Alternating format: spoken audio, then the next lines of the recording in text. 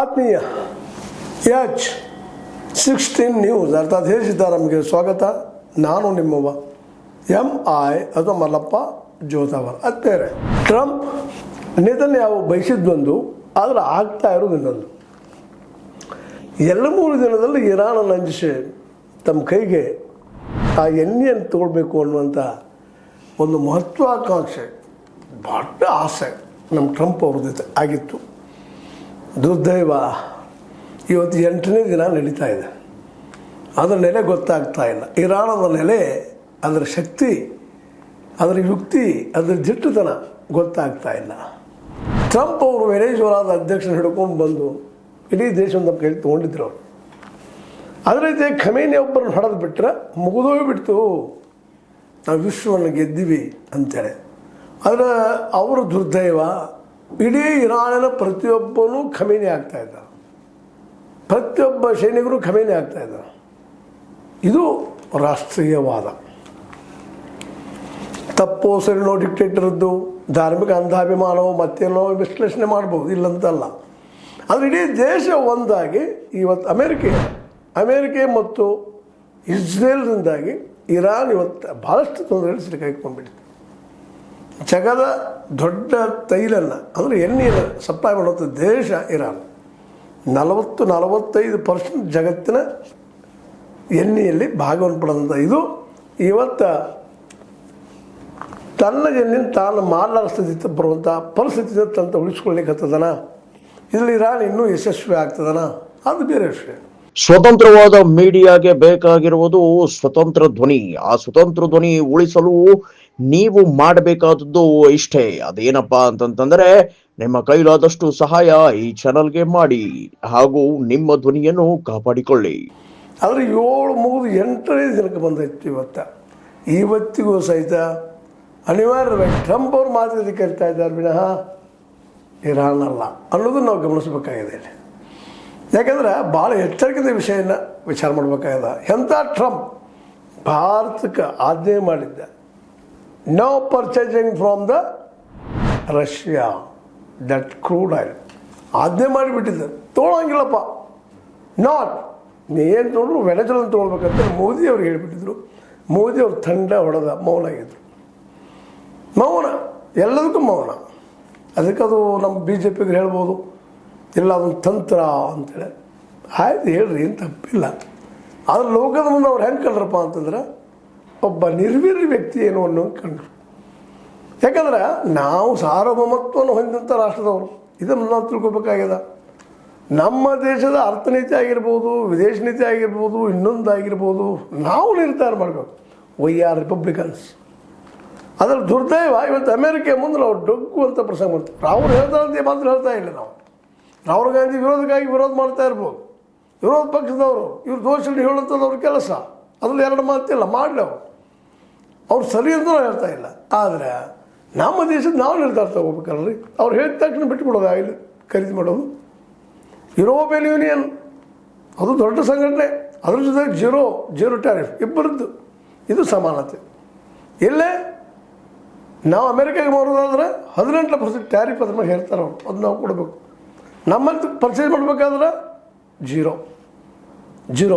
ಇದು ಸಮಾನತೆ ದೋಸ್ತಿನ ಇರ್ಬೋದು. ನಮ್ಮವರು ಹೊಗಳ್ಕೊಳ್ತಾ ಇರ್ಬೋದು, 50% ಹಾಕಿದ್ರಿ ಅವರು ಟ್ಯಾರಿಫ್, 18ಕ್ಕೆ ಬಂದರು, ಭಾರಿ ಗ್ರೇಟ್ ಸಾಧನೆ ಮೋದಿ ಅವ್ರದ್ದು. ಇರಲಿ, ನಿಮ್ಮ ದೃಷ್ಟಿಯಲ್ಲಿ ಸರಿನಾ. ಆದರೆ ಇವತ್ತು ಮತ್ತೆ 30 ದಿನದ ಅವಕಾಶ ಟ್ರಂಪ್ ಅವರು ಇವ್ರು ಕೊಡ್ತಾ ಇದ್ದಾರೆ. ರಷ್ಯಾದಲ್ಲಿ ನೀವು ತೊಗೊಳ್ಬೋದು, ಒಂದು 30 ದಿವಸ ಬಿಡ್ತೀವಿ ಮಣ್ಣ ತೊಗೊಳ್ರಿ. ಮತ್ತು ಖುಷಿ ನಮ್ಮ BJPಗರಿಗೆ, ನೋಡ್ರಿ ನಾವು ಮೌನ ಇದ್ದಿದ್ದಕ್ಕೆ ಹೇಳ್ತಾರೆ. ನಮ್ಮಲ್ಲಿ ಗಾದಿ ಮಾತು ಅದ, ಒಂದು ವಚನವೂ ಅದ, ತ್ರಿಪದಿ ಅದ. ಮಾತಿನ ಹಗೆಗಳಿವೆ ಮಾತೆಯ ಮಾಣಿಕ್ಯ ಸರ್ವಜ್ಞ ಅಂತೇಳಿ ಹೇಳುವಂಥ ಜೊತೆಗೆ ಮೌನ ಮಾಣಿಕ್ಯ.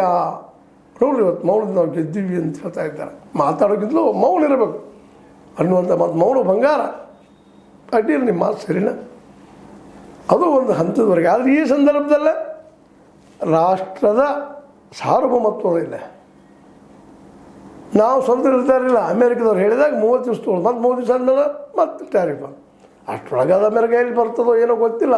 ಇದು ಸಮಯ ಸಾಧಕತನವನ್ನು ತರಿಸ್ಕೊಳ್ತದೆ ಜಗತ್ತಿನ ವಿಷಯದಲ್ಲಿ. ಆದರೂ ರಷ್ಯಾಗೂ ಬೇಕಾಗಿದೆ, ಯಾಕಂದ್ರೆ ಅಲ್ಲಿ ಯುದ್ಧ ಮಾಡಬೇಕಾಗಿದೆ, ಈಗ ಅನಿವಾರ್ಯ ಆಗ್ಯದ. ಹೋಮ್ ರೂಲ್ಸ್ ನಿಜವಾಗಿ ಇವತ್ತು ಭಾರತಕ್ಕೆ ಬೆಲೆ ಬಂದಿದ್ದು ಹೋಮ್ ರೂಲ್ಸ್ದಲ್ಲ, ಇರಾನ್ ಇದ್ದಿದ್ದು ಜಗದ ಯಾವುದೇ ಹಡಗುಗಳನ್ನು ದಾಟಿಸ್ಕೊಳ್ತಾ ಇಲ್ಲ, ಎಣ್ಣೆ ಹಡಗುಗಳನ್ನು ಬಂದ್ ಮಾಡಿದ. ಹೀಗಾಗಿ ಎಣ್ಣೆ ಎಲ್ಲಿ ಹೋಗ್ತಾ ಇಲ್ಲ, ಯುರೋಪ್ ಕಂಡ್ಲಿಕ್ಕೆ ಮೊದಲು ಕಳಿಸ್ತಾ ಇಲ್ಲ. ರಷ್ಯಾ ಸಹಿತ ಯುರೋಪಕ್ಕೆ ಎಣ್ಣೆ ಕಳಿಸೋದಿಲ್ಲ, ಗ್ಯಾಸ್ ಕಳಿಸೋದಿಲ್ಲ, ಬಂದ್ ಮಾಡಿಬಿಟ್ಟದ. ಇದು ಬೆನಿಫಿಟ್. ಈಗ ಅನಿವಾರ್ಯ ಆಗ್ಯದ. ನಮ್ಮ ಭಾರತದಲ್ಲಿ ಪ್ರೀತಿಯಿಂದ ಅಲ್ಲ ಅವ್ರು ಹೇಳಿದ್ದು, ಟ್ರಂಪ್ ಅವ್ರಿಗೆ ಯುರೋಪ್ ಕಂಡ್ಲಿಕ್ಕೆ ಎಣ್ಣೆ ಹೋಗ್ಬೇಕಾಗ್ಯದ, ಯುರೋಪ್ ದೋಸ್ತಿ ಉಳಿಸ್ಕೋಬೇಕಾಗ್ಯದ. ಅದಕ್ಕೆ ರಷ್ಯಾದ ಎಣ್ಣೆ ತೊಗೊಂಬಂದು ರಿಫೈನ್ ಮಾಡಿ ಯುರೋಪಕ್ಕೆ ಕಳಿಸುವಂಥದ್ದು.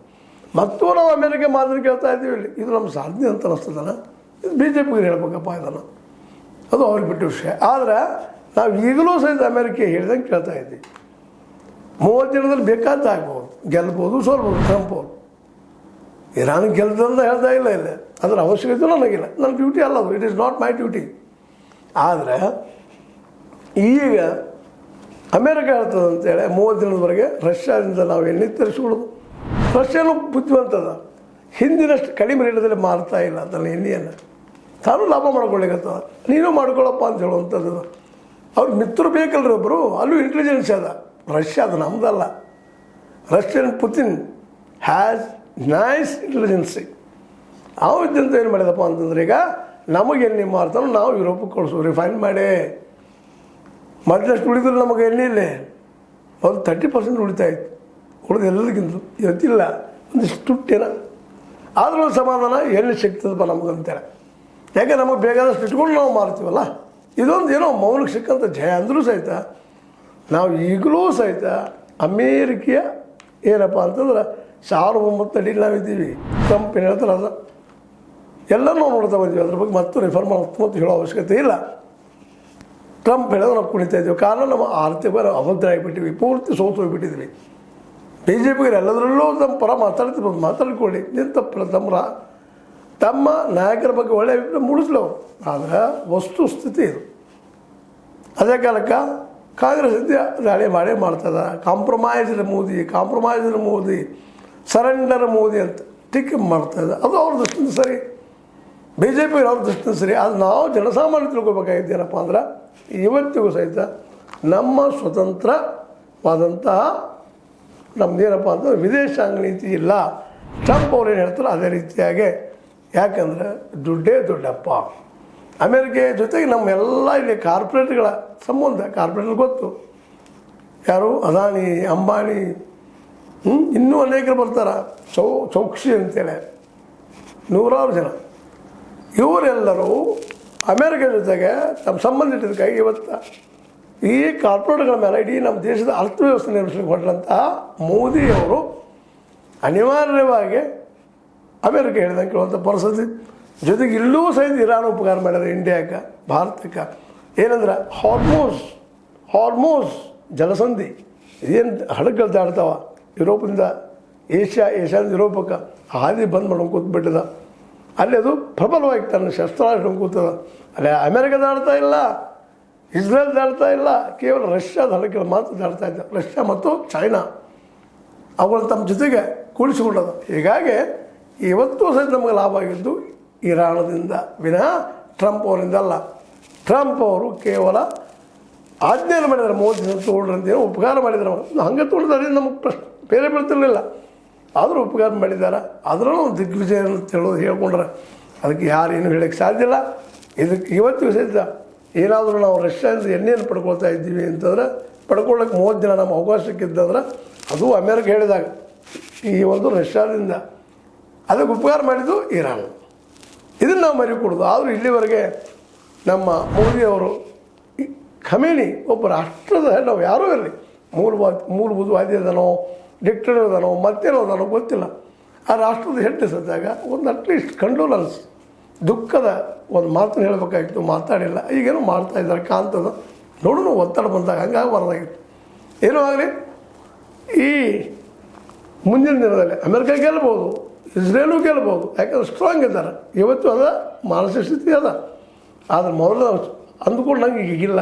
ಇರಾನ ಇವ್ರಿಗಿಂತಲೂ 100 ಪಾಲು ಮುಂದಿಲ್ಲ. ಯಾವ ಈ ಅರಬ್ ದೇಶಗಳ ಏನು ಬೇಸಿದ್ದು ನೌಕಾ ಬೇಸು ಜೊತೆಗೆ ಏರ್ ಬೇಸ್ ಇದ್ದು ಅವುಗಳ ಮೂಲಕ ಎಲ್ಲಗಳ ಸುತ್ತುವರಿದು ಇರಾನನ್ನು ಮುಚ್ಚಬೇಕಂತ ಮಾಡಿದ್ರು. ಇವತ್ತು ಅವೆಲ್ಲ ಬೇಸ್ಗಳನ್ನು ನಾಶ ಮಾಡಿಬಿಟ್ಟದು ಇರಾನ್. ಈಗ ದಿಕ್ಕು ತೋರಿಸ್ದಂಗಾಗಿ ಅಮೇರಿಕಾ ಇಂಡಿಯಾಗೆ ನೀವು ತೋಳಪ್ಪ ಮತ್ತೊಬ್ಬರು ತೋಳ್ರಪ್ಪ ಅಂತೇಳಿ ಹಿಂಸೆ ಹೇಳ್ತಾ ಇದೆ. ಯಾಕಂದರೆ ಇವತ್ತು ನಿಜವಾಗಿಯೂ ಅಷ್ಟು ಸ್ಟ್ರಾಂಗ್ ಇದ್ರು ಅಮೇರಿಕಾ. ಇನ್ನು 2 ದಿನದಲ್ಲಿ ಹಾರ್ಮೋಸ್ ಏನು ಜಲಸಂಧಿ ಅದ ಅಲ್ಲಿ ತನ್ನ ಕಬ್ಜೆಗೆ ತೊಗೊಳ್ಳುವಂಥ ಪ್ರಯತ್ನ ಮಾಡಲಿಕ್ಕೆ ಸಾಧ್ಯ ಇದೆನಾ ಇರಾನ್ ಕೈಯಿಂದ? ಇದು ನೋಡಬೇಕಾಗಿದೆ. ಏನೂ ಇರಲಿ, ಈ ಯುದ್ಧ ವಿಶ್ವ ಯುದ್ಧ ಆಗದೇ ಇರಲಿ ಅನ್ನೋದು ಎಲ್ಲರ ಬಯಕೆ. ಆದರೆ ಈಗಾಗಲೇ ನಿಧಾನಕ್ಕೆ ಅರಬ್ ದೇಶಗಳು ಇನ್ನುಳಿದು ಇನ್ವಾಲ್ವ್ ಆಗ್ತಾ ಇದ್ದಿದ್ದನ್ನು ನೋಡಿದ್ರೆ ಇದು ಸುಲಭ ಮುಗಿಯುವಂಥದ್ದಲ್ಲ, ಸಮೀಪದಲ್ಲಿ ಮುಗಿಯುವಂಥದ್ದು ಅಲ್ಲ. ಯಾರು ಗೆಲ್ಲಿ ಯಾರೇ ಸೋಲಿ, ನಾವೆಲ್ಲ ಕನ್ನಡದ ಗಾದಿ ಮಾತಲ್ರಿ, ಗೆದ್ದವ ಸೋತವ ಸತ್ತ, ಅಷ್ಟು ಆಗ್ತದೆ ಅಂತ ಹೇಳ್ತಾ ಇದ್ರ ಮೇಲೆ ಲೈಕ್ ಆಗಿರ್ಬೋದು. ಲೈಕ್ ಮಾಡಿ, ಶೇರ್ ಮಾಡಿ, ಕಾಮೆಂಟ್ ಮಾಡಿ, ಜೊತೆ ಸಬ್ಸ್ಕ್ರೈಬ್ ಮಾಡಿ. 16 ನ್ಯೂಸ್ ಅರ್ಥ ಸೀತಾರಾಮ ಸತ್ಯದ ಕೈಗಳಲ್ಲಿ ವಂದನೆಗಳು.